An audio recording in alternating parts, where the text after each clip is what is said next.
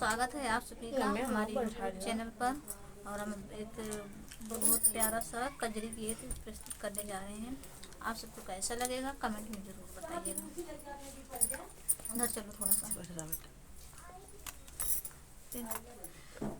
खेल जा भाई कजरी कन्हैया जी के नागरी कजरिया खेल जा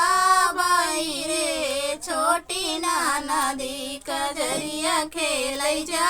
भाई रे छोटी नदी खेल जा भाई कजरी कन्हैया जी के नागरी हो खेल जा भाई कजरी कन्हैया जी के नागरी कजरिया खेल जा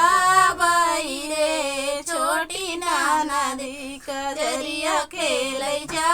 भाई रे छोटी नदी काजरी खेलाता मोरी लिपटी चुनारिया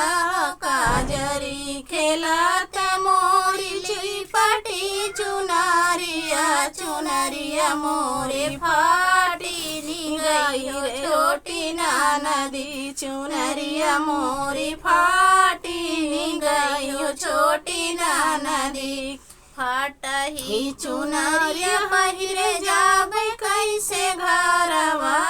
फाटही चुनरिया पहिरे जाबे कैसे घरवा ससुइया हमारी डाटाई रे छोटी नदी ससुइया हमारी डाटाई रे छोटी नदी कजरिया खेल जा भाई रे छोटी नदी कजरिया खेल जा भाई रे छोटी नदी कजरी खेलाता मोरी गिरी घाटी कुलिया कजरी खेलाता मोरी गिरी घाटी कुलिया टिकुलिया हमारी टूटी गई छोटी नदी टिकुलिया हमारी टूटी गई छोटी नदी टूटा ही टिकुलिया लैके जाबै कैसे घरवा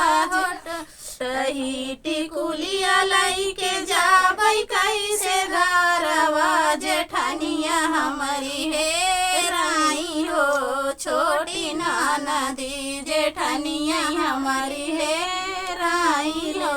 छोटी नदी खेल जाबै कजरी कन्हैया जी के नागरी हो खेल जाबै कजरी कन्हैया जी के नागरी कजरिया खेल जा